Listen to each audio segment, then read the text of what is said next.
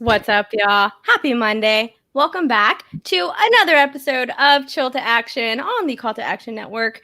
Here today, hanging out with another Schmo Down professional, an OG Schmo Down professional. You know me, it's your girl, Danny Joy here, hanging out with my favorite co-host, Mr. Paul Denuzio. It's me. It is PLD, and I'm happy to be hanging out with four wonderfully legendary, talented female superstars.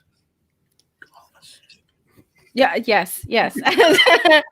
And by four, he means our sweet, great Kelsey hanging out in the background. We love Kelsey. Big shout out to Kelsey hanging out back there. And with us today is our other favorite co-host. You know her from Schmo Bates. You know her from that great show, the one, the only Mac Daddy, Miss Alex Mack. Hi, guys. I'm super excited to be here. We're here with a lady that not only got me mega excited about Schmo Down in general, but I was like... You were like the first female competitor I saw on camera, and I was like, "Get it, girl! You build it up!" I can't wait to dive into this.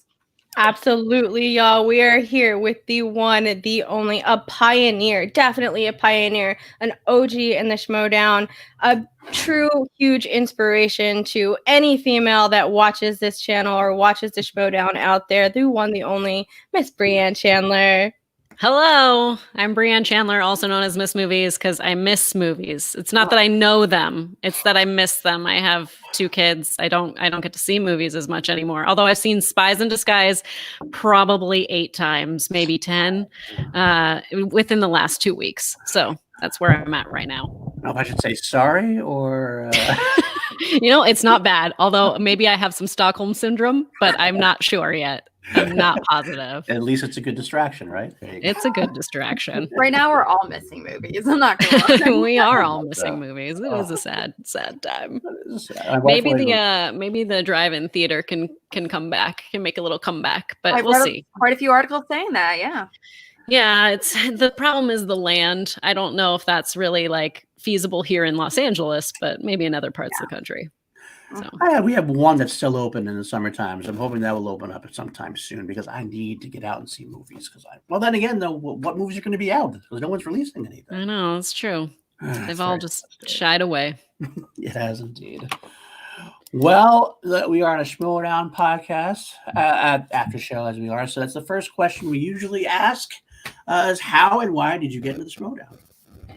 How and why did I get in the Schmo Down? Okay, so I don't know exactly when, but it was when they were at AfterBuzz, when the Schmoes were at AfterBuzz, and they had started doing season 1 of the show, and they were heading into season 2, and they were doing teams. And I remember Tiffany Smith saying, you got to have other people write these questions. They can't be the people that are competing here. It has to be other people. Other people have to write these questions. So Christian reached out to myself, Stacey Howard, Matt Brown, Chris Skaliski, gosh, I can't, there's 2 other people that I'm blanking on right now, but, and said, hey, would you be willing to write questions for the show? And I was like, hey, sure. Why not? I'm at season 2. I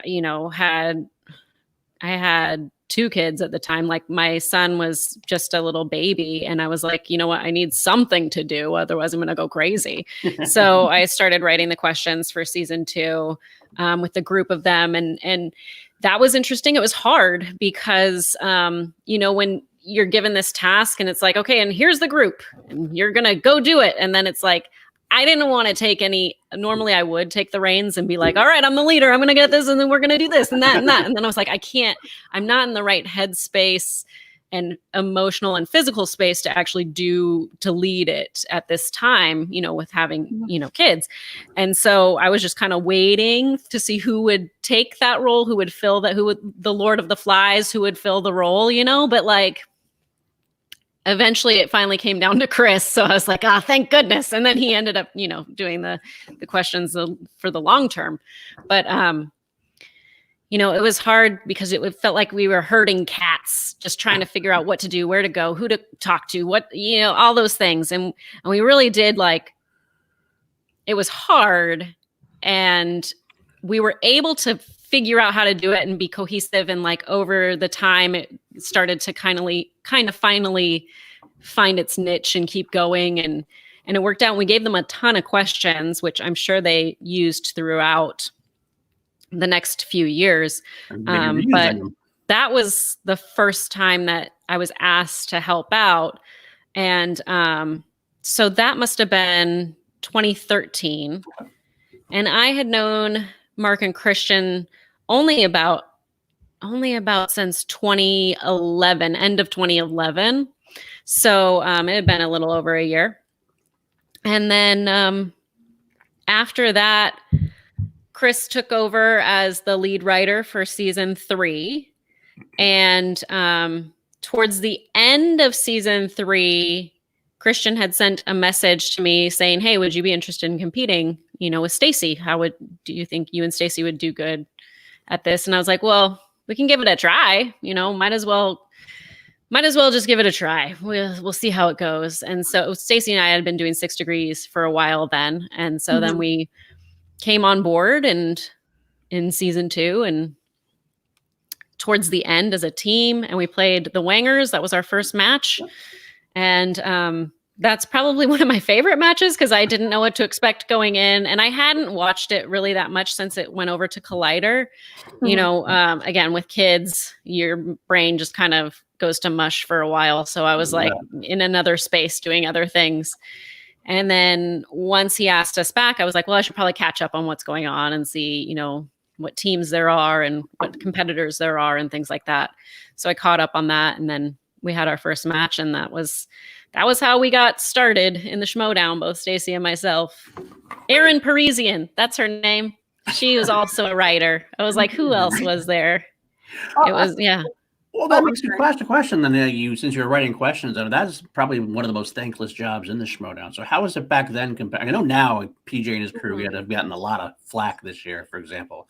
How was it? Was it same back then, or did you feel any pressure about it then, or was it just more easygoing back then for that? No, I think it was a little more easygoing. I remember it, not liking it for a while because I was like, I'd get mad. They'd come back and be like, this is too hard. And I'm like, it's not too hard. And then, I was like, okay. In that voice too? Yeah, just in that voice. And so I think the hardest part was just figuring out the system. Like, we're going to put all these movies here and all these movies there. And then we had eventually figured out we needed to do a document for each game and just figuring out how it was going to work and how it was going to flow. And that was hard. It took a while to figure out the best system for that. Okay. Makes sense. Do you mind me asking, when you kind of created that team, with Stacy, obviously you two have this awesome chemistry being with 6 Degrees and everything. You guys are so amazing together. Did you guys know right away what kind of competitors you wanted to be? Did you already know that with not only the entrances, you already had this idea that maybe one day you'll be like a heel team and everything? Or we had no idea what we were doing, but we did know we wanted to do some kind of entrance because in the season 2, there were some more entrances that were. At that time, you had a Point Break entrance and you had the Pulp Fiction entrance and things like that. And so it just kind of, I knew we wanted to at least do that. I was like, there's at least one part of this that we have control over. And that's how we present ourselves when we come out of that curtain. And that's it. After that, it's just who knows what's going to happen. And that was the time which people forget. And it's so much harder back then in terms of this style of round 1, where it was you're going to get 6 questions or 6 questions, I think, per team. And you're going to have to answer 3 of them by yourself. And your partner's going to have to answer 3 of them by yourself. And you don't know what, categories they're going to be. And so if you can select A or you can select B. And if you select B, maybe that's not the categories that you are really strong in, but the A ones were, and your opponent's going to be answering the A ones. I really like the way that it is now, how everyone gets the same question. I think that's more equitable. But back then it was oh no, I got to answer these by myself. There's a lot of pressure. I remember there was one question that was who plays Drew Barrymore's Drew Barrymore's brother in Never Been Kissed, and I was like, to the last second, I was like, I see his face. It's that guy. I see his face, and finally, I was able to squeak out David Arquette. But like, I was like, I'm gonna miss it. That's it. The end. Well, you definitely yeah. You definitely were the OG of the entrances. It was you guys who started the whole entrance thing. Bibiani kind of picked up with that where you were as well. But you guys were definitely, between you and Bibiani, you guys have taken over that entrance idea. Nobody's ever really come close to that. Do you think that's a lost art now? And should there be more still? I mean, do you like? I think that's just the evolution of the show, right? You know, it goes from pageantry to competition. So before it was like pageantry, these are our friends, we're getting together, we're having fun. But now it's like cutthroat competition. Like you are studying, you are doing this, you are doing that. Like, and so there's not a lot of focus on that because you have more people that are more focused on it as a sport rather than as a show necessarily. So that's kind of where I think the entrances kind of fall off, but we do still have those personalities. Like I always love seeing Josh McCouga come out. Like he doesn't necessarily have a planned entrance, but he always has something like a keg stand, or he has where I'm like throwing dollar bills at him. You know, he has something that he does. Something energetic. I wish that there were more. And now that you have the factions that all come out pretty much together, it would be nice if you had a little more like, I don't know, cohesiveness in there, but you know, I'm not the director of that, so maybe one day I will be and just tell people, hey, do this. This is what you're gonna do, okay? Thanks. Is there a big entrance that you remember that is your favorite? I think of my own or of other people's all time ever. Both, yeah, both. Okay. Of my own, I liked Buffy the Vampire Slayer, just because I got to utilize other people in that. I like all my entrances, aside from the one that's Miss Congeniality. All of them didn't require any sort of cutscene or anything like that. It was just coming out through the curtain, like, and doing something that way. I didn't have to have special effects or anything like that. But the one that I also really appreciate, which is Bibiani, which is his Clue entrance, which was fun to be a part of. But Clue is one of my favorite movies growing up, so I was like, "Oh yes, I know what you're going for, and I'm in for this, and I can't wait for us to do this." Yeah. One that I'm sad that I missed out on, which I have said previously on some other place, is that I do wish that I had thought of doing like Vote for Pedro dance. Like at some point, that would have been fun. Dressing as Napoleon Dynamite and doing Vote for Pedro. There's still time. I did do an entrance. There is an entrance that I did where it's for the exhibition match coming up for rom-coms. I put together my own cutscene, so you'll see that, because I was like, I don't know if anyone else is doing this on any of their exhibition matches, because since they're all, you know, over StreamYard. So I figured, hey, maybe I can just send the editor, send Eric this cutscene, and maybe he'll put that in as my intro. So might see that. We don't know yet. Hopefully we will, though. Hopefully, if he doesn't do it, I will post it somewhere because you'll see it. So okay. That's all I've already shared it with like half the Schmo Down because I was so proud of myself for what I thought up. I was like, "This is great, guys! Look, this is great." Janine FCS says you're so smart. Oh, thanks, Janine. You're so smart, Janine. Janine had some great entrances that she's run by me as well. So I always like to. One of the ones who definitely has picked up from where you laid down that carpet, so to speak. Exactly, and I do like that boomerang, Chris, of me stabbing Ben and Drew. That is a good one. I thought they keep showing it. They keep going back, like a slow motion when they do. They kind of reversed it a couple of times. I like that quite a bit. And Ben and Drew took that pretty well. They did. Kristen Swanson in that movie is wonderful. I love that one. I'm not gonna lie. I do hope that your cutscene does make an exhibition. I kind of hope maybe others will pick up on that, because I mean, you can only do so much on StreamYard anyway for a match. Just make it a little more pizzazz, right? Right. I don't know if there's time. Like once I sent it out to a few people, they were like, oh, should I do one for mine? And I was like, well, you better get it in there. Or Eric, I've given him much more work than he probably needs. Robert It's Parker. Robert Parker. Mm, Aw. I Hi. love Mr. Parker. So we've been on this quarantine, obviously, for a while now. You posting some things. How is homeschooling going? Well, it is. There's good and there's bad. First of all, my two kids don't go to the same school, so that makes it a little difficult. So, they didn't have the same spring break, so I didn't have any sort of, okay, we don't have any work this week, kids, no work. But no, it was one person was working, the other person was off, then the other person was off, and the other person was working.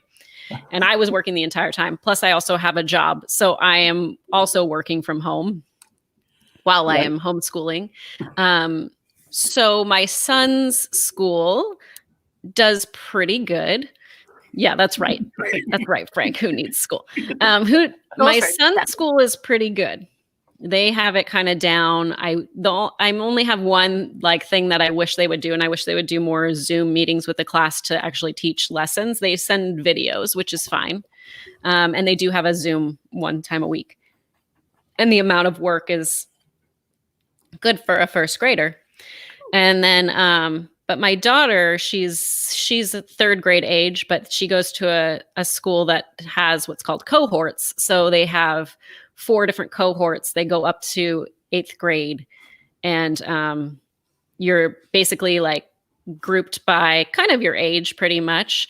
So she's in cohort 2 with other kids. I think she's the only third grader. The others are like in 4th grade. And there's only like 32 kids in the whole school.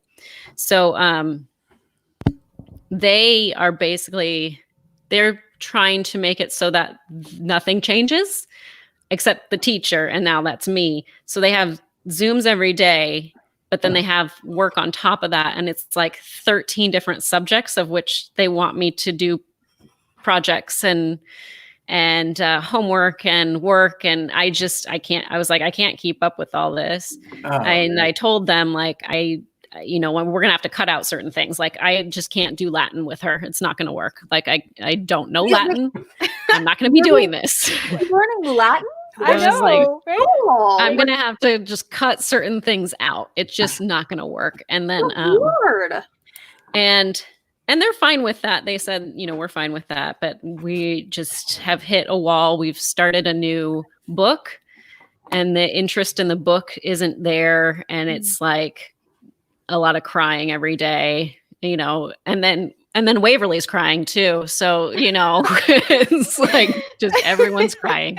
So it's just trying to get through it. I'm just trying to make it through. There's about 6 weeks left, I think, for my daughter. And then my son, I think he has 7 weeks left. So plowing on through. Ours are still not canceled for the year yet, but they basically are. We just don't know it yet. They just keep pushing the date back. I'm like, why don't you rip the Band-Aid right off and just let us know? Well, yeah. See, their schools have already said we are not returning this school year, and hopefully we'll return in the fall. Hey, Video Drew. So I'm really hopeful that they do return in the fall and that all is well. But I don't quite know. But I also know my job, like so I'm basically what's called a homeschool. Well, my title is homeschool teacher, but I don't teach homeschool to the kids that I have, like not just my kids, but the actual clients that I have. But basically, like if you homeschool, you have to check in with the state to make sure you're meeting these parameters. And I'm the person that's like the person you check in with to be like, I'm like a manager of homeschool kids. Nice. So our school will be done in about 7 weeks too. So I'm looking forward to like the end of the year being a lot smoother. I'm ready. Getting a break. It would be nice. Yeah. Well, Brianne, I want to ask you a quick question about a movie therapy. How did that idea kind of come to you, and what made you decide to do that the way that you did? I loved movie therapy when you did it. It was a lot of fun. It was really interesting to kind of deep dive with other people like that. So, are you interested in doing anything like that again? So film therapy is something that it's like I hold on to it as to like maybe one day I could do that again. If I did, I would not want to be doing it out of my home anymore. Like I would want to, I would want somewhere else to produce it, whether that's me hosting it or whether that I sell that and then it's someone else hosting it. I'm not quite sure exactly if I need to be the one that's hosting, but I do know that like I would want it produced better than what I am able to do. So that's one thing. I came up with it. So in 2017, I want to say 2017, I started taking hosting classes, learning how to be on camera and host shows. And, my goal was to be on shows like Collider Movie Talk or things like that. Like how can I get in that door? And I've been podcasting since 2007 with the Film Vault. And I was like, well, I have all this experience with film and with the Film Vault, which is, I want to say that show is still going and they've been going since 2003. So it's been a long time. But I wanted to take it to the next level. So I took hosting classes through a hosting coach in Los Angeles, who also is a hosting agent as well. And I did that for about a year and a half. And when I first went in order to take classes, first of all, you have to be invited to take classes. You don't just sign up for classes. So you go to what's called a hosting boot camp. So I went to the hosting boot camp. And from there, after that boot camp, the director will call you and will say, here's my recommendation for you. And that recommendation will either be, I think you'd be really great in my beginner class. I think you'd be great in my intermediate class, or I think you'd be great in my advanced class, or I think maybe you need to not do hosting. Okay, cool. That's fair. I mean, so then from there, and when you're invited to take class, you have to pay for those classes. It's not just like, oh, come and take these classes from me for free. That's not how that works. So I did the boot camp and during that, it was like, she wants you to create if you don't know what your brand is, she's going to help you create your brand. Now I already came in knowing what my brand was, but she was helping to fine tune it. And she said, here's what I need to know. And she said, I need to know, without looking at you, like, what do we not know about you? What's something that we don't know about you? And I was like, well, I have depression, like, so many millions of people in this world. Mm-hmm. And she was like, okay, so how do we mix that with film? And I was like, and then that's when I came up with film therapy, because I was like, well, why don't we talk about movies in a therapeutic way? How do we use movies to help us cope with depression, sort of thing? So that's kind of how that came about, through that boot camp. Yeah, absolutely. And then I was invited to join her advanced class. And I think the reason is mainly because I had already had hosting experience, rather than a lot of people who are coming in don't have anything, that they're just like, oh, I want to be on camera. I want to do something. And they're, mm-hmm. So you can see kind of the different levels when you're in the hosting boot camp. But then after that, once you get into the classes, you're like in it with like the professionals. And that's when it gets great. Like, it's kind of scary.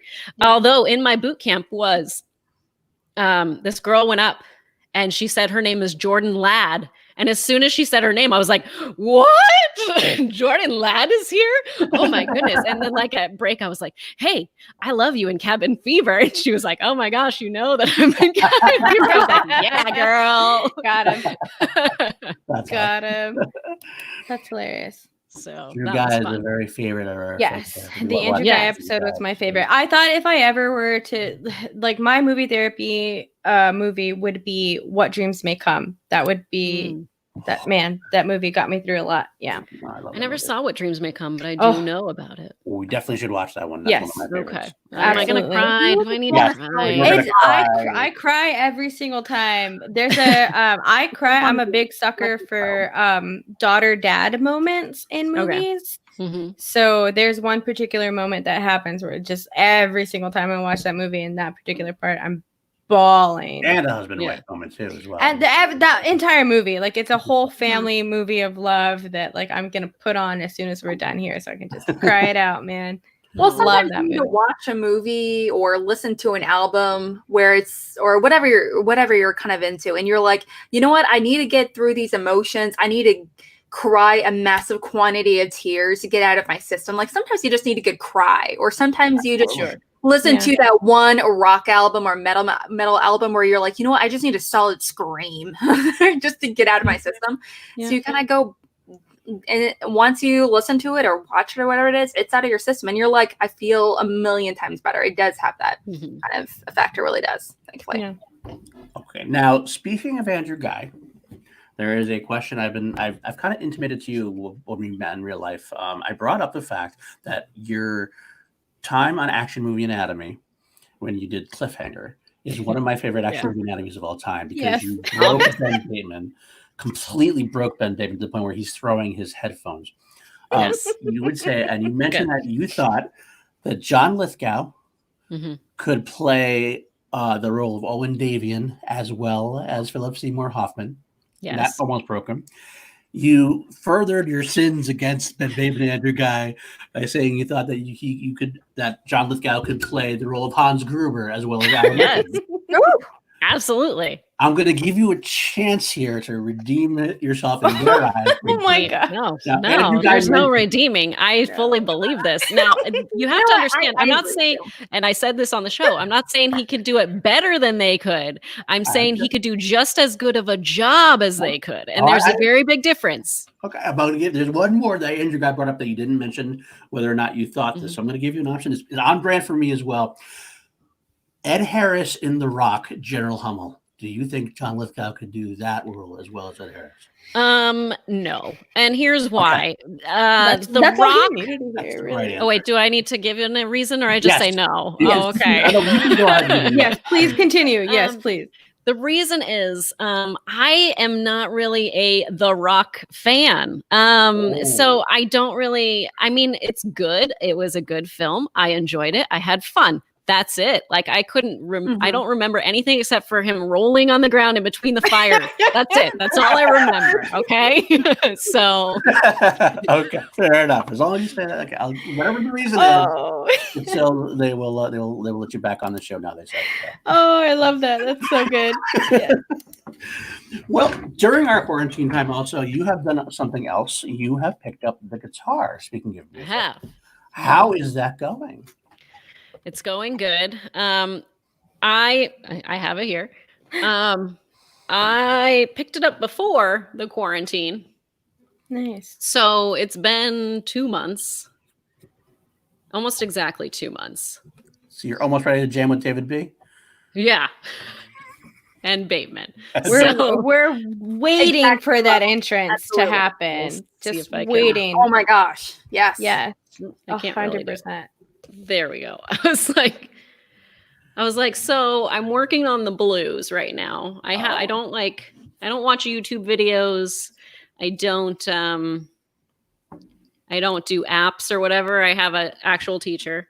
Oh, great. So I've actually I don't know how I'm progressing in terms of compared to other people that just pick up the guitar. Is this how your progress should be in 2 months? Or is it, am I behind? I don't know why I'm concerned with where my progress is, but for some reason I am. But I can play you guys a little something. Definitely. Let's see. We'll see. It's going to sound bad now that I have it right here. And it's like pressure.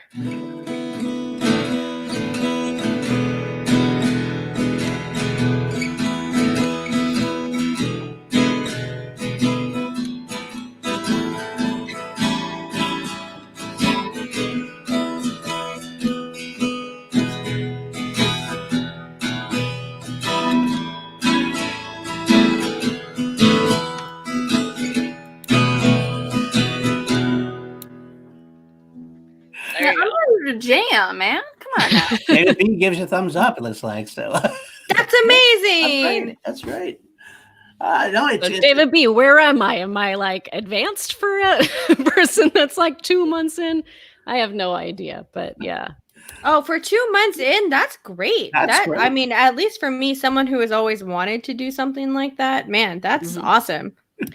It I'm really just helps to jealous. have like a teacher. Like that's what's the most important thing. Like my teacher is really good and he gives me things that I'm like, I can't do that. Like I look at him, I'm like, no, I'm not going to be doing that. And he's like, you're going to be doing that next Sunday. And I was like, no. And then I do it next Sunday. And I was like, okay, fine. I guess I can do it. Nice. Salute, Alex. But Brianne, that's awesome. That's super cool. I feel like that's a teaching, having someone there with you to go through that is a lot more helpful than just watching a YouTube. I should have done that myself. I picked up the guitar a long time ago, and I'm still probably at the same level because I never really took lessons. I just gotta play as I go. Brianne, do you know Paul's history with music? No. Paul was in a band with James Vanderbeek. Really? Right? Yeah, I did. Yes. Wait, on Dancing with the Stars with what's his name? James Vanderbeek. Yes, Dawson himself. Yes, I do remember this. I did get that. Yeah, my picture was on Dancing with the Stars for about 30 seconds. So congratulations. Was that an a cappella group? It was. We were at my college a cappella. We went to college together at Drew University, and we recorded an album together. We got on tour a few times. Of course. And actually, one thing I do have, which I have not let loose, I don't think, is I do have a drunken karaoke recording of the two of us singing "Only the Good Die Young" by Billy Joel and a crazy little thing called "Love" by Queen. And it's really interesting because we were both really, really in a great fun place. Let's put it that way. Hammered. As you are in college. Yeah, exactly. Getting it what we do best, pretty much. Yeah. So. But yeah, that was a lot of fun. I love music that way. I've done a lot with them. So I'm pretty jealous that you were able to be in a group like that and have that kind of support. When I was in 8th grade, I was, like when you're signing off for classes, like on your one of your last few days of school, and be like, "Hey, teacher, science teacher, can you sign my slip saying I can participate in an advanced science class?" That kind of thing. I did that for band, and my teacher sat me down and was like, "Is this something you want to do?" You've been playing for like 7 years now, and I don't know if the playing, because I was in band and I played the flute, and he was like, I don't know. His name was Mr. Hahn, but I don't know if playing an instrument is like your thing. My honey. Oh. No. I haven't picked up the flute since because he was pretty much telling me, yeah, you should never play again. Please don't. Because at the time, our high school band was very, very competitive. They competed like nationally. They always were ranked on some ridiculous level. And they were like, yeah. When I was in elementary school, 5th grade going into middle school, they were getting everyone ready for orchestra class, right? Because they have that option in middle school, at least where I am. So they did this weird thing where they measure out your fingers, and I was not allowed to go into orchestra because my hands are too small. So I couldn't play the piano, and I couldn't play the violin, and I couldn't play the guitar. So I was not allowed in orchestra class, basically, because my hands were too small. So. See, oh man, the cello sounds like such a great instrument. And when I met with Nate, my teacher, I was like, are my hands too small to play this instrument? And he's like, well, we'll figure that out after we have our lesson. He's like, you're fine. I was like, okay. Oh, that's good to know. I've always wanted to pick up the ukulele, but I believe that your hands are small. You should be able to do that for sure. I did for the violin as well, but my hands were big enough, so. I also tried the flute, and like Roxy, I was like, it wasn't that anyone kicked me out. I was like, no, this isn't working. I couldn't figure out how to blow into the flute properly. I was like, it's not going to work. No. There we go. David. There we go. I literally learned to play the flute because I was like, my mom, she's like, okay, because I originally wanted to play the trumpet or the saxophone or something. Mm-hmm. I'm like, those are the cool instruments, the jazz instruments. Yeah, everyone wanted to be Lisa Simpson. You're going to play the cheapest instrument here. The flute. Yeah. It's $150. You're playing the flute. And I was like, oh, okay. Brianne, are any of your kids interested in music now that you've picked up the guitar? Or any of your kids picking it up also, trying to do anything like that? Well, so originally I had said to my kids, I would like to take guitar lessons. Would either of you also like to learn with me? And both of them said no. So then when I came home with a guitar, they're like, wait, I want to learn. I was like, you already said no, so we can revisit this in a year. And they're like, okay. Ooh. Yes. There you go. Boom. Listen, I like that parenting. Yeah. Mom's going to turn into a rock in a year, maybe I can teach them a few things myself, and then they can get more lessons later, you know. Yeah. You don't have to pay for lessons if you already know how to play. That's right. I'll teach them some basics. But, yeah. So another thing I wanted to ask is, you're pretty much the savior of the Schmo Down, and some people don't understand that because, as someone who understands, as someone I can bond with you over this, Patreon. You are the one who brought up Patreon to Christian and started that whole thing. Getting the Schmo Down word is. Can you talk about how that came up and how you paved the way? What's interesting is, so either the first or second match that I played, so either against the Wangers or against Team Trek, I saw some people come into the studio and I said, oh, is this like a Patreon tier that they're coming to watch? And he was like, I don't know what you're talking about. I was like, okay, all right.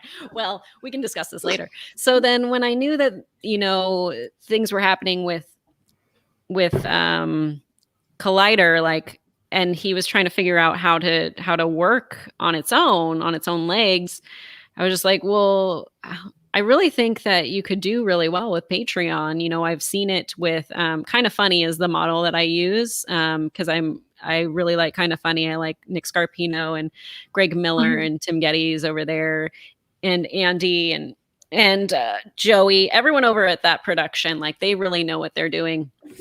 And I watched how they were able to go from IGN. These gentlemen were all at IGN, and they were like, you know what? We're gonna do our own thing, and we're gonna make it crowdfunded. And just the way that they were able to transition from having, you know, 6-figure jobs to going fully funded on Patreon, and how they were able to build their audience and then foster their community. And, you know, their community is everything for them. So I was just like, I know that we can have that here. We just have to get it started. And so I just met with him at the end of the season. So that must have been 2017, at the end of 2017, to be like, I feel like you really are missing out on something that could be really good for this show. And he was like, okay, well, how about, I think when I came to him, I already had projections of numbers. Like, I did all the math. Actually, my husband did all the math. And so then he helped me with that. He was like, here's how you can do it. And we'll plug this in and plug that in.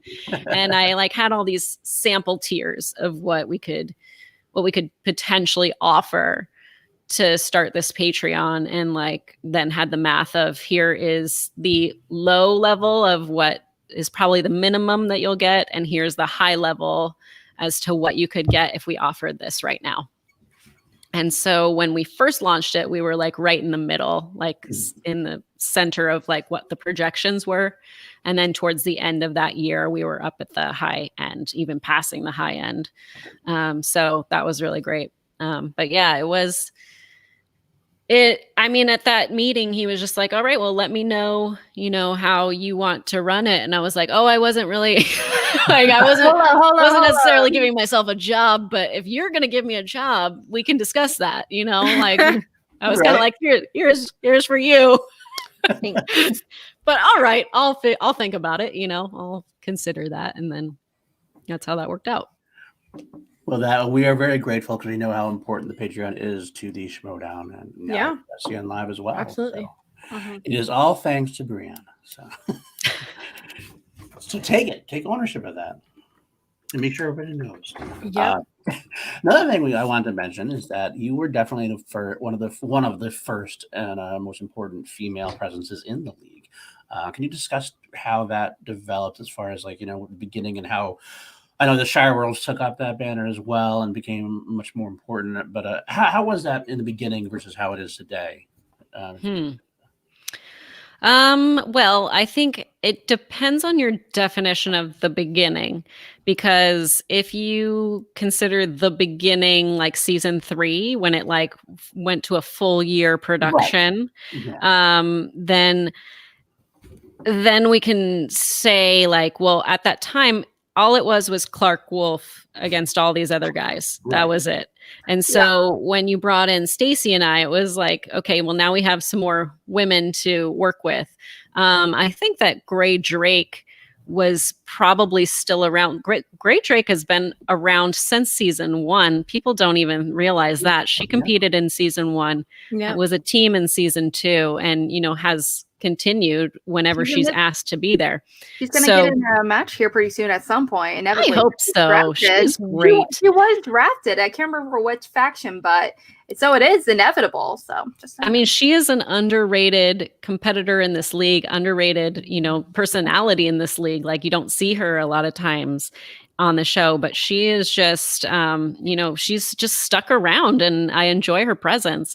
Okay. So it's nice to see that there are more and more women getting opportunities every year to be a part of this. And I hope that continues to grow. I'm sure it will continue to grow. But yes, it's hard to be one of the women that kind of started it, because like I felt like I was always at odds with Christian, like, we need more women, and I really only wanted to play against other women. And my reasoning behind that was, I feel like what they put on the wheel and what I would put on the wheel would be very similar. Mm-hmm. So we'd have probably similar questions being asked to us of movies that might be in our wheelhouse.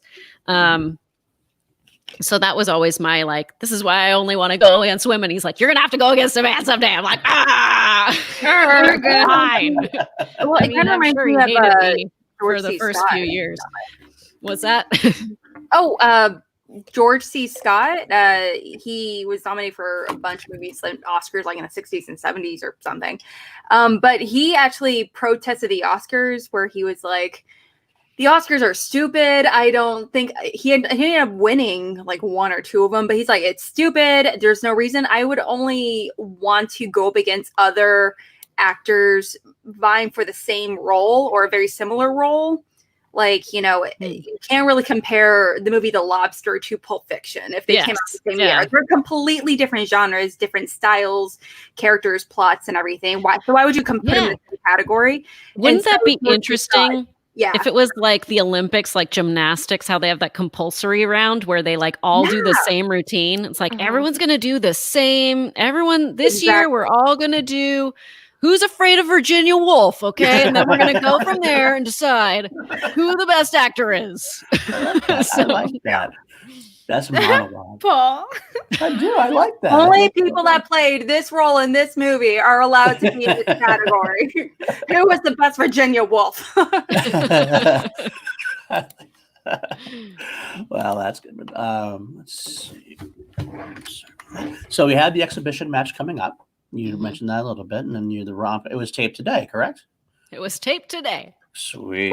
So you'll see these extensions in there as well. I thought they were just like casual hangout extensions. Oh, I love them. I feel like that's a Miss Movie staple. Like, I gotta see my Brianne with her little. That's right. That's my gimmick. There. That's like when I became a heel, I was like, I gotta do some sort of gimmick, and so added the extensions because I was like, wrestlers use extensions. I should use extensions. Yeah, girl. I love it. Wait, you were a heel? Alex doesn't know what a heel is. We've had this conversation before, and I would like to think of Miss Movies as the perfect heel. Well, she was the first female heel, basically. Well, there was no one else before. I mean, Clark was always obviously a face. Yeah. Well, I mean, just to explain a little bit, though, that Brianne, like I said, I was not exaggerating when I said you were like the first female competitor that I saw on TV. Because I would watch YouTube videos on TV. Anyway, but where you were like one of the first people, because I didn't grow up with WWE or anything, so I didn't understand what a heel was or what a face was. So I didn't really understand what that meant until John Roca and you. Oh. And so, but once I saw you doing your thing, I was like, oh, okay, I get it now. Before Yes. that, It was short-lived. It was short-lived. I But can't remember what specific entrance it was, but between the pudding, the puddin, or the Kill Bill one, you were like one of the ones that I was like, okay, this is definitely you, but it's not you at the same time. It's Right. a facade. But before that, I literally thought it was you're being yourselves and there was no acting involved. Well, literally until you guys, so it was a very new learning curve. All right, I just want to. I'm going to point this out really quickly. I'm so sorry, but Brianne, I had to put it up there actually. Janine puts this up there, and I have to say, "Fade Into You" by Maisie Starr. Is that the song? oh yeah, Mazzy love Star. that Yes. song. Yeah, I love that song. Oh That's my gosh. hilarious. Angus, I remember that film. I do too. I do remember that too. Yeah. Oh my gosh. 6 degrees of her nonsense. It's not nonsense, Janine. It's beautiful. I love it. Perfect. I could laugh at that all day. So, okay, why don't we? It's time, I think, for this or that. It's usually about that time, right? About 40 minutes. We're gonna give Brianne, if you haven't seen the show before, I'm going to give Brianne 2 choices. Some have been tailor-made for her. Some are questions we ask every week, and she will either just go on as long as she wants. She can ask for clarification. She can make up her own clarification. It's all up to her. So, first question we always ask Brianne, and we'll never stop asking. And there is only one right answer. Oh, I There's already only one know. right answer. One Team right Guy. All right. Okay. Let's ask the question. We love you, and that's one of the reasons why. Yeah. Team Guy is the winner again. I think one of these days I do have to come up with that. I threatened to do that before to kind of like tally up all the answers and have some kind of graphic. Team on there Guy's so the you can- only guy that returns my texts. So Oh, shots fired. Shots fired. I'm just joking. I mean, it's true, but I mean, if it's true, it's true. If it's true, it's true. I will lay down some tea. I think actually they both sometimes have problems, and sometimes one is good, better than the other. I will say that though. Yeah. If you're watching Ah, Ginger, it's you just know what's a going on. All right. How about this? 6 degrees or take the cannoli? Oh.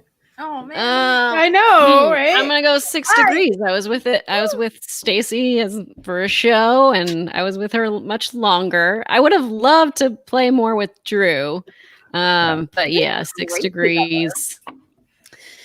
If I were to, I mean, there's only a few people that I would actually team up with again to compete again, and that would be those two. So, yeah. Fair enough. Nice. Fair enough. Yeah. So Well- if Guy came forward and asked you, you'd be like, nah. I know. Okay, fair. I just can't do it anymore. Let's see. The free for all, which you are the one of the champions of, or the spectacular kind of event. Oh, well, okay. It really depends because is this in studio or is this live? Because I prefer in studio. So if both of them are in studio, then I'll go with spectacular. And the reason is because people usually generally hang around a lot longer. And they're there, of their own free will. No, I'm just kidding. But there's no one else is like there to perform. So there's more people that are relaxed, and it's like, even though free for all is, everyone's like, well, only one person's gonna take it, so it's a little more relaxed. You're still there. You still have to be on. You still have to perform. So with spectacular, a lot of people will just come to see, hey, who's gonna take it this year, and let's see how this shakes out. And then we all are just kind of hanging out together. So Fair enough. Yeah. Okay. Let's see. How about, since you're wearing the shirt specifically, yes. Kill Bill Volume 1 or Kill Bill Volume 2? Okay. I've always enjoyed Kill Bill Volume 2 better. However, when I originally saw them, I was like, oh, Kill Bill Volume 2. And then recently I was asked to be on the show to talk about Kill Bill. It was the 500 greatest films. Hector Navarro's. Oh my Yeah, gosh. Hector Navarro's podcast about the I've 500 heard greatest that films. episode. I feel like I have heard that episode. That's already out, right? Yeah. So Yes. I was on that. We talked about Kill Bill Volume 2, and I said, I ended up watching Kill Bill Volume 1 before I came on, and I haven't watched it since it came out in theaters because I just didn't like it as much. And I was like, I think that I like it a lot more now than when I saw it in theaters. And I will still probably say Volume 2 because of the fact that it's more narrative, and I like that. Exactly right, And it has that scene where she's like buried underground, and that terrifies me. And I was like, I feel like, it's all the things that are frightening in my life have just come to the screen right now. So I feel like I just, I appreciate that. But, Yeah. I like 1 way better than I did when I first saw it. So I'm glad I gave it another chance and just didn't, write it off. Okay, good. Did it hit you in a new way at all? Like, did you kind of take in something a little bit different about it after? I don't know. I don't know if it was the fact that I was older, or also I'm really seeing the connection between the potential Kill Bill Volume 3 with the daughter coming back for revenge, which I would love to see. Or Nikita? What's what? Is it Nikia or Nikita? Nakia. The daughter? Yeah. Yeah, because I know she like steps is like Nikia. Or at first, for a long time, I thought it was she pronounced as Nikita. Oh. But I'm pretty sure it's Kia. Yeah. I mean, like I know people with both names, so I was like, How I feel about Volume 1 and Volume 2 is after watching Volume 2 and you go back and watch Volume 1, you kind of see things a little bit differently and get a little bit more of the bride's background with it. Mhm. And I think that's what made me appreciate 1 a little bit more after seeing 2. So top Right. 10 training montages of all time. Just Yeah. saying. Yeah. See, I love him, and I love the anime section. So it's Oh. Mm. I actually So love much watching these both back to back. Logo. Because I like the first one has the more action, Yep. like the better action sequences overall, but the second one's got much more of the story, the emotional, Yeah. heartfelt I think content. the first one has too many instances of, I'm very uncomfortable right now. Like, that makes me very uncomfortable, this hospital scene. I don't really like it. I know. So, Yeah, my name is Buck, and I need to get the fuck out of here. I'm about to be smashed. I saw like that door scene. I was like, yes, keep going. Okay. You get it. Go, keep going. Well, Yep, you're good. Again and again. Yeah. Since we're on it and you have the shirt on again, what is your favorite Tarantino movie? Okay. I feel like I've gone through this with Ben and Drew on their show on Action Movie Anatomy. We did Django Unchained, which is not my favorite one. It's got to be Kill Bill Volume 2. It is Kill Bill. Okay. Yeah. Nice. Nice.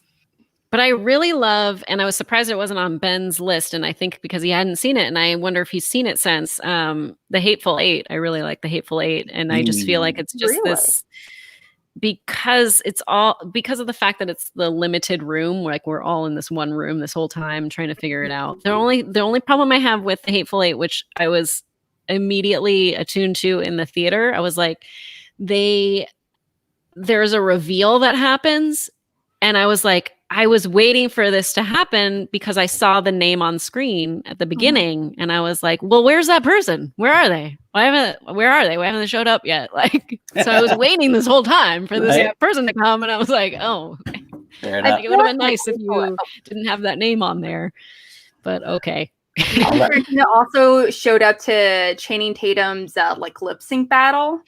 Just saying. Who showed up? Beyonce, Channing Tatum, when him and his ex-wife at the time, they did a lip sync battle. Tarantino, he was like in the stands, and Channing Tatum like serenaded Tarantino. Amazing. I had the chance to see Once Upon a Time in Hollywood at the Cinerama Dome with Scott Mance interviewing Quentin Tarantino, Leonardo DiCaprio, Brad Pitt, and I was like, who else is in that movie that he interviewed? Someone. It was good. It was amazing. Sweet. I didn't even know Leonardo DiCaprio was going to be there. So I was like, when they announced his name, I was like, no, it's not. And I was with all the Collider people. So I got to sit like close by where like they walk by, and I was like, ah. Nice. It's very exciting. Very exciting. In case you were still wondering, Ben has seen it and did not like it at all. Was very unhappy with it. Actually, it took him several times to finish it. He couldn't actually finish it. He had to stop it. He kept falling asleep or something, didn't he? I don't know. I feel like Hatefully is like one of the. I would love to see Quentin Tarantino direct a play, and I feel like Hatefully is like a prime example of a movie that can be done in a theater format. Play setting, yes. It's so, I don't want to say it's so reliant on the script because obviously it's more than that, but I mean, it's such a solid script and it's so cool. You know, I feel like you don't need all the fancy stuff going around it. If you just like have a bunch of guys in a room just chatting with that script, I pay stupid money to go see that show. Stupid money. Go do a show. Tarantino, come on. All right. What else we got here? Going back to the game here, we got face or heel. Like for me to be, or whatever you want to do. There's certain things that are easier about each, right? Like it's easier to be a heel because it's easy to just say off the top of your head what's bothering you, right? It's just easy. It's easy to not have a filter. I'll just say that. Now, when I was in hosting class, that was like a big thing. Like she would tell you every time, do not have a filter. Say exactly what you are thinking. Like people don't want people that are unauthentic. So the only way to be authentic is to say what you are thinking at the time that you have something to say. Do not put that filter on. So for a long time, I was able to do that. And being a heel, it makes it really easy to not filter. But on the flip side of that is the audience and them not liking you. That's hard. Face is harder when it's harder to be a face because you're always supposed to be like, oh yeah, screen. Okay, I lost. All right. Yay. See you next time. You know, like it's kind of hard to be that like, oh, well, I'll get them next time. Yeah. You know, your people feel sad when they lose or angry when they lose. Like you feel like you have to keep that happy face no matter what. But the flip side to that is generally the audience is like, yay, you're so great. Ha. So tweener is my answer. That's seems a lot of people go that. A lot of people end up doing that at some point either way anyway. So I like that. That's a good answer to have. Sure. Okay. Do you think you could be a heel nowadays? Like obviously being a face and a heel. Okay, so there's tremendously in the past few years. And there's like, do you think you could, if you're actively competing, do you think if presented with the opportunity to be an active face or a heel, do you think you would still be a heel today? No, I think face is, like I said, it can be a bit harder, but it's, I feel like it's just more my personality, but also, I do say something on the desk coming up that I was like, I wonder how people are going to take that. Because someone was like, oh, you really went heel there. I was like, oh, really? I don't know. Did I? It's just those natural hosting, say whatever you feel instincts coming out. That's exactly what it is. Because when I'm on the desk, I am not filtering what I am saying. So, which is why you were actually one of my Brianne I want. So yes, you were one of my favorite people on the desk. So I hope we get to see more of you on the desk, and whatever we can do to make that happen, we will do so. That filter sometimes goes to interesting places, though. I was like, Mark's asking me for a comment, and I'm like, oranges are really great this time of year. I don't know, Mark. Like, I really enjoy them, and I haven't before. I think like, something random, something like that. Like, like that. Okay. Absolutely. We got definitely a call to action one: poutine or loaded fries.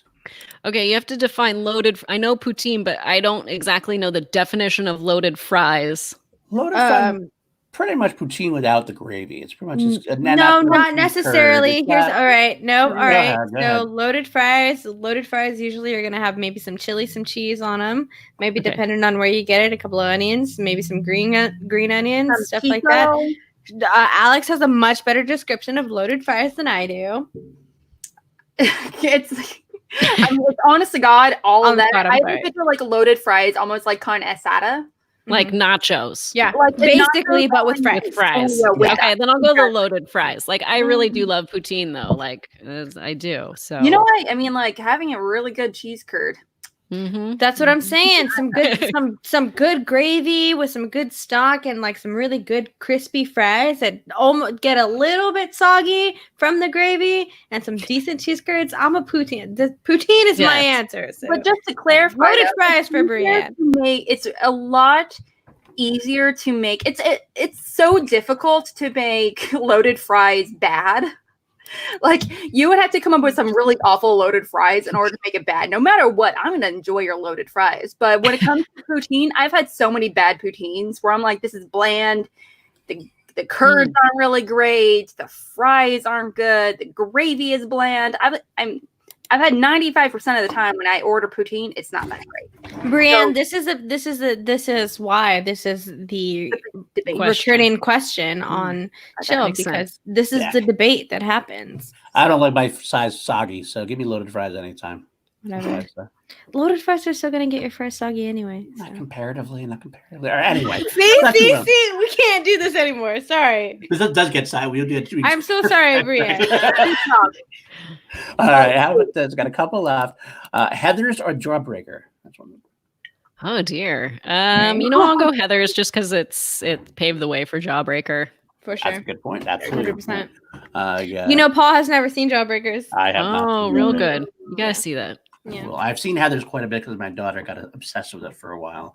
Now she can get obsessed with Jawbreaker. That's true. She could, but we'll find out, I guess. Marilyn Manson's in it. You gotta check that out. I Yeah. will. After the conversation we had about Jawbreakers earlier, I'm not sure if Paul's gonna want to let his daughter watch that. Something about learning certain skills, and I was not gonna. I don't know if that's good quite yet.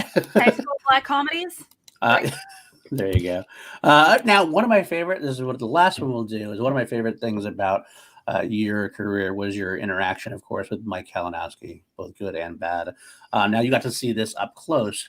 Do you prefer Mike as the killer or Mike as KO?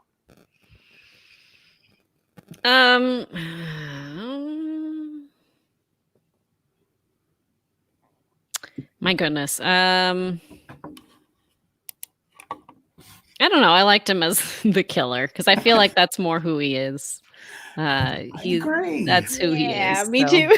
Yeah. Like, everybody wanted him to go heel for a long time. But the truth is, he just can't quite. I mean, he does a good job, but he always defaults back to the. He wants the audience to love him. Right. So Yeah. that's what's. I mean, who doesn't? So that's why it's hard. Yeah. I get that. Yeah. Some That's people why I can want do it, Mikey some Pace. people can't. Give me I mean, Mikey Andrew Pace Guy back. loved the fact that he gets hated. He loved it with them. But some people can't do that, and I understand that too. It's not an easy thing to do. But there you go. That's a good one. Thanks, Chris. Well, that will end this week's This or That. Thank you, Brianne, for subjecting yourself to welcome. these questions and answering them so honestly. Woo! So now we will start to ask for chat questions. Oh. That's right, chat. You know what time it is. Make sure that you get your questions in. If you asked anything earlier inside of the show, make sure that you bring them back. PLD does live for the hate. PLD is not a thing. Don't vamp him up that way. Get your questions in. If you asked them earlier, make sure you bring them back so our sweet, sweet producer Kelsey can make sure that she gets those questions in there for us to ask Miss Movies. This is your chance, y'all. Make sure that you get those in there while we wait for those questions really quickly. We are going to plug what's going on this week on the Call to Action Network. Paul, what's up? Well, we'll let Alex go first because her show's next. Right, Well, Alex? Alex, what's up? Well, I mean, honestly, like there's a million and one things I would love to talk to you about. Okay. Honestly, I gotta know when it comes to like putting together an entrance, like No, Alex, talk about you plugging your stuff. Plug. Let's You plug gotta- Schmo oh, I'm sorry. I apologize. No, this is I'm we love an Alex here, by the way. Bait. Sorry. It's the claw. Just blame the claw. It's fine. It's fine. Your eyes are almost as low as mine, so it's all good. Sorry. Yeah, so I host Schmo Baits and everything every single week on Wednesdays at 9:30 Central. 9:30 Central, meaning I can't remember what that is Pacific. That's 7:30 Pacific, 10:30 Eastern. yeah, that one.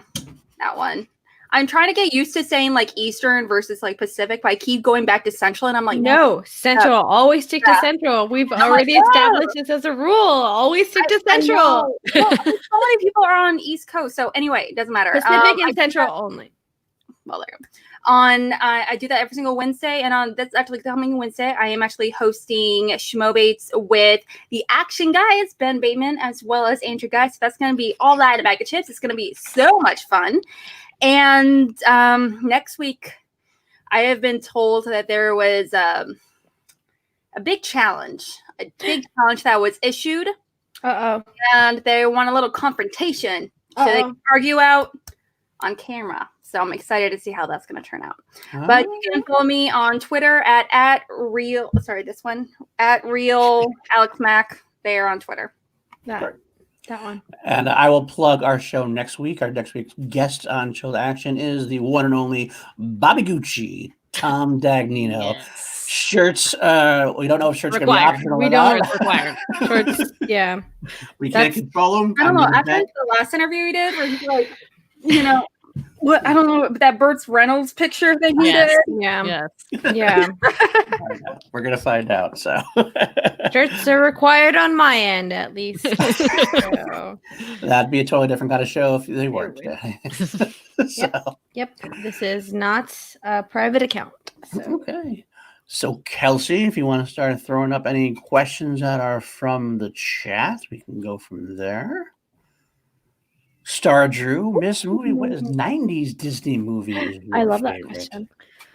Ooh, 90s Disney movie. I would go with Aladdin on that one. I do love Aladdin. Yes, that's what I'm going with. Brianne, I have to ask you a question. You've seen the new the new Aladdin remake, right? Yes. Okay, so the one scene in Aladdin, the original cartoon, they omitted from the new movie, the scene where Jasmine jumps from roof to roof and where she jumps just with no problem and says, "I'm a fast learner," tosses that stick to him. Do you remember that? I remember that in the animated movie. I didn't even notice that they didn't do that. They didn't do it. They made her very timid and scared to jump from roof to roof, and Aladdin had to save her. So.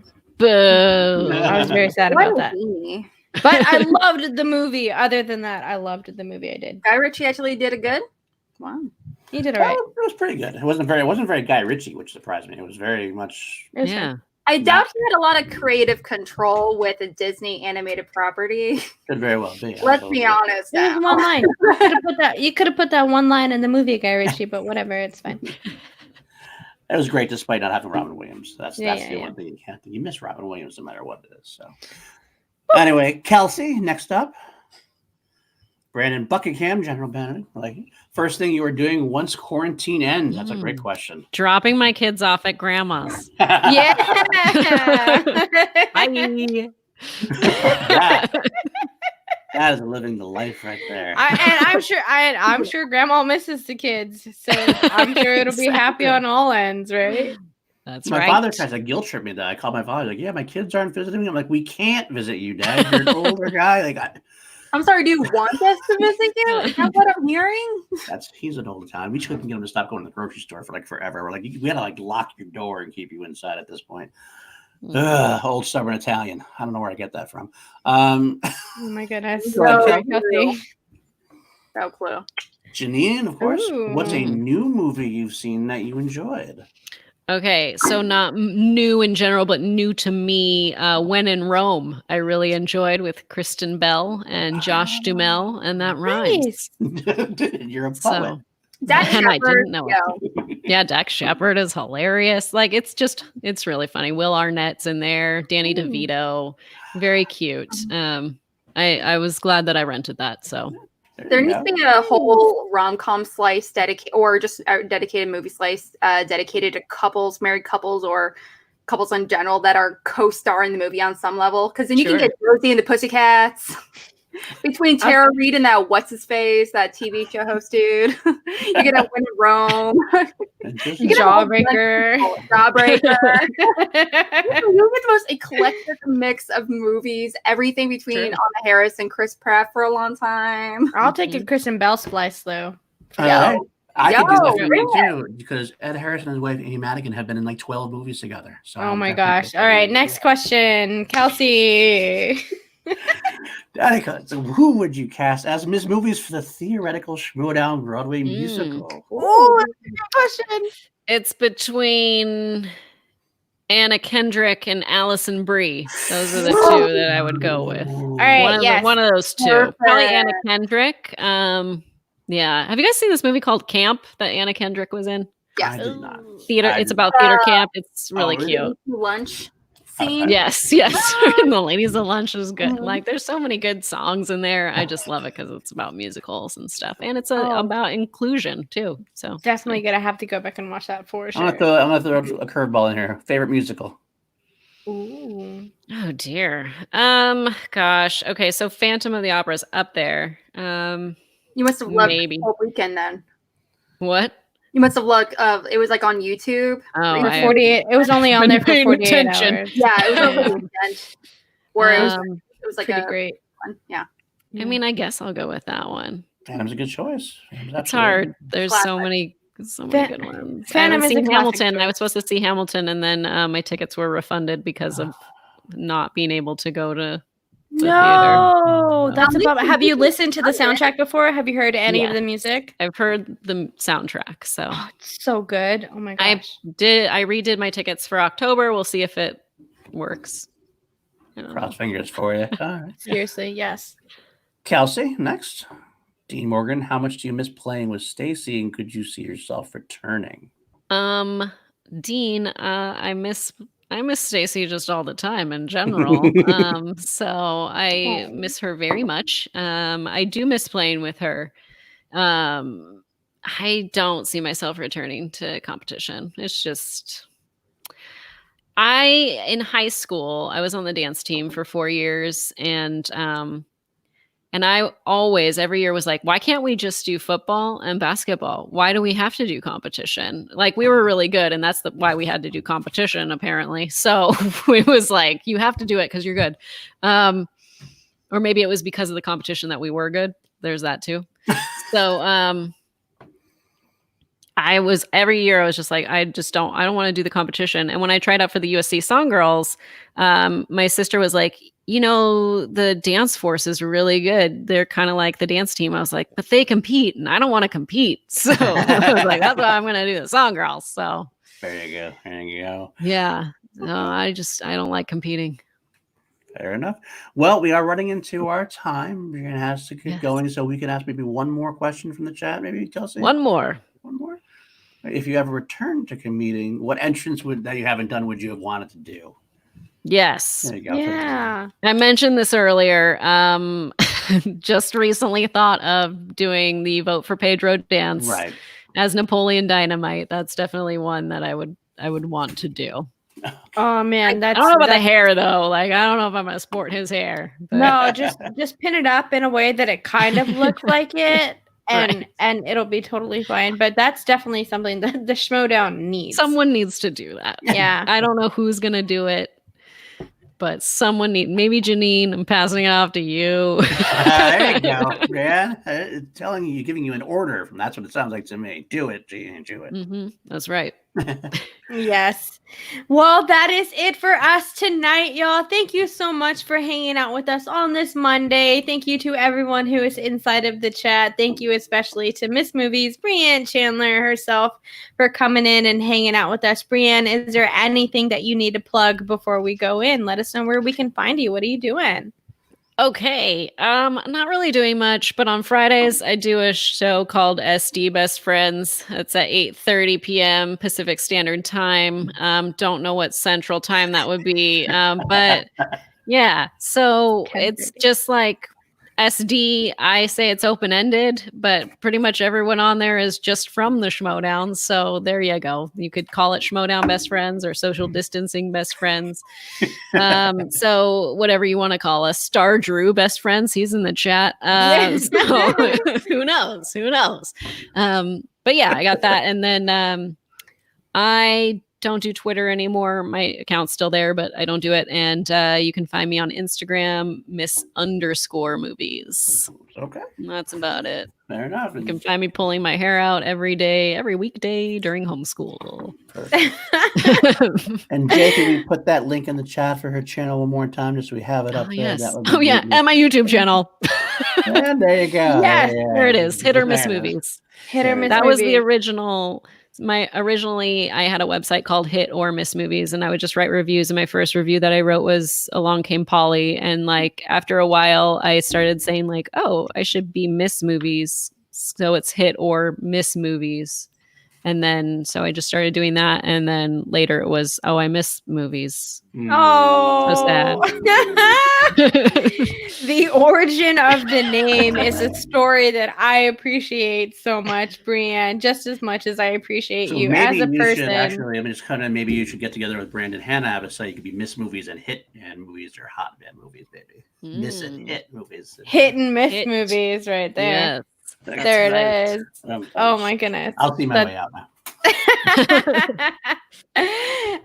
Like I said again, Brianne, thank you so much. We do appreciate you as a person in general and in the Schmo Down. Thank you so much for giving us your time on this Monday. Thank you to everyone who has been hanging out in the chat. Thank you to Alex for hanging out with me and Paul tonight. Again, thank you to Paul for doing all of this with me here tonight. And as always, y'all, make sure that you like, comment, and subscribe on this video. You know where to find us. We are on all of the socials and all of the Twitters. And as always, y'all, we salute you. We're getting out of here. Woo! Happy holidays.